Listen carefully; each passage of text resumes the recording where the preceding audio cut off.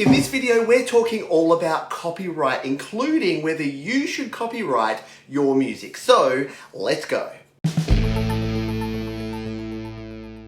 Hi, my name is Pete and welcome to Studio Live today, where my goal is to help you create, record and release your best music. And today we're talking all about copyright and more specifically whether you should formally copyright your own music. So let's jump in and get started. And the answer is not really, because in most parts of the world, as soon as you create a piece of music, as soon as you write some lyrics, you own the copyright to that music. Now you can formally and officially register it with the Copyright Office in your country. There's different ways to do that in different parts of the world.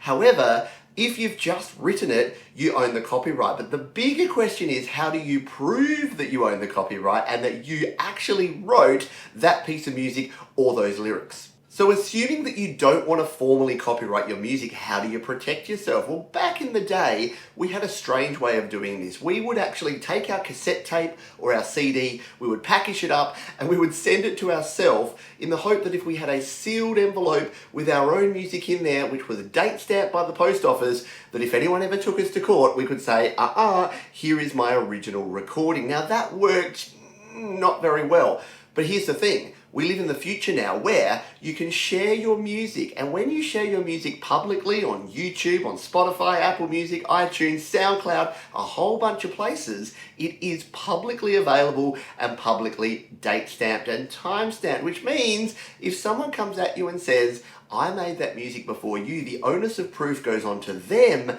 to prove that they actually made that song before you did. And here's the thing, a lot of people that ask me about copyright are scared to share their music because they think that if they share their music publicly, people are going to steal it. Whereas it's kind of exactly the opposite, where if you share your music, it is out there. So here on the channel, whenever I'm writing a song, I share my songwriting process. Now, not everyone is going to want to do that, but if you share your music publicly as you're writing it, or demo versions or whatever, it is way easier to prove that you were the songwriter than if you share it with no one. If you share it with one or two people and one of those people decide to be unscrupulous and then they distribute your music as their own, it's going to be very difficult for you to prove that that was actually your music and not theirs. And this is a concept that I call hiding in plain sight, which means you put yourself out there, your music is out there. If someone wants to try and take it from you, they better have a really strong case to be able to prove that they had that idea, they had that concept, they had those lyrics before you did. Otherwise, you're going to be able to show that you shared those on SoundCloud, Spotify, Apple Music, YouTube, wherever it is, even Instagram or Facebook. If you've shared it beforehand, then you are in the driver's seat and other people are going to have to prove that they made it before you did.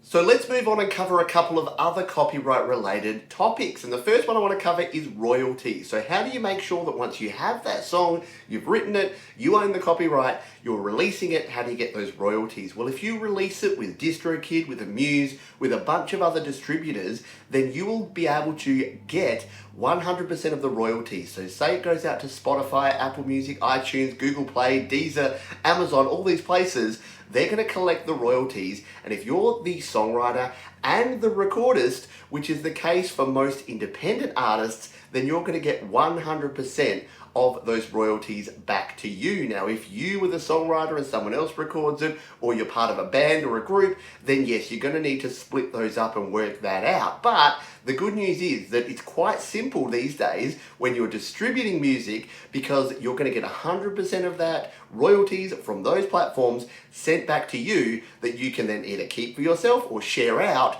with the other people that helped you create that music. However, what if your music is played outside of those streaming platforms and outside of those stores, say in public or on radio or some other place? Well, how do you recoup those royalties? Well, that's where you need to join up with a performing rights organization. So you need, in America, it's someone like BMI or ASCAP. Here in Australia, it's APRA AMCOS, it's PRS in the UK. You need to actually register your songs, and that way, when your music is played, you receive some royalties back. Now, how that's worked out is a very complex thing that's not at the level level of this video, but it's a good idea that if you've got a lot of music out there and it's likely to be played outside of Spotify and Apple Music and iTunes and all those places, that you do actually register, and that way any royalties that are paid are going to make their way back to you. Let's switch it up a bit now and talk about cover songs. What if you want to cover someone else's music? How do the royalties work in that case? Well, what you'll need then is a mechanical license. Now don't worry, that sounds pretty complicated, but if you use a Muse or DistroKid or any distributor, they should be able to manage this for you. So what you can do through someone like DistroKid is you can release as a cover, and they will track down the original songwriter, they will arrange the mechanical license, and all you need to do is put your song out there. Now you do pay a nominal fee to be able to do this, to make sure that the right royalties go back to the original songwriter, and then you creating that master and that recording gets some of the royalties as well. So if you want to create a cover version of your favorite song, you can go down that path. Now, if other people are covering your song, you guessed it, it works the exact same way in reverse. So if you're registered, and again, it's a reason why you should register your songs, it means that if someone else is covering your song, you may be able to get some of the royalties for that recording. Now, whenever we talk about copyright, the question of sampling comes up. So if you are sampling a piece of audio in your song that was created by someone else, how does that work? Well, the thing is, if you're using anyone else's original material, you need to have permission. So if you're using a piece of audio, even if it's 1 second of audio, you need permission from the original creator. If you don't, and then they find out, they can make you take it down, they can take all of your revenue, they can do a whole bunch of things that you don't want to go down that track. So here's the thing, make sure that you're approaching the original creator, asking them, getting permission. They can charge you nothing or they can charge you a lot, but it's easy to find out at the start than it is to go through the trouble at the end if you've used someone else's samples. Now, in reality, if you're creating a song and you're not making money from it and you're just sharing it with other people, yeah, they're probably not going to ever find out or ever care. But here's the problem. If you have a really popular song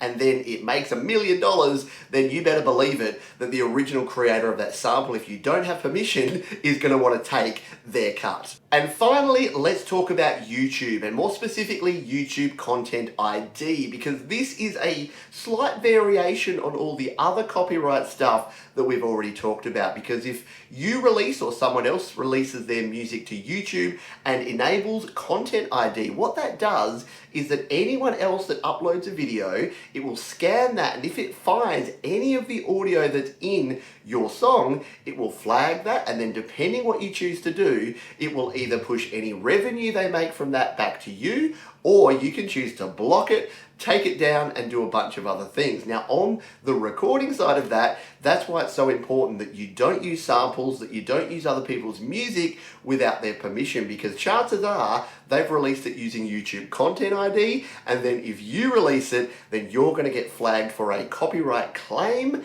and that's never a fun thing to do. So at best, you're going to lose any revenue you make from that music. At worst, it's going to get taken down, or even worse. So for you though, if you release a song with Content ID, then it means that if other people use that without your permission, then you're going to get paid any revenue that they make from a video using your song. So if you want to check out how that works, check out my videos about DistroKid and Amuse. They're linked down in the description if you want to release your own music with YouTube Content ID.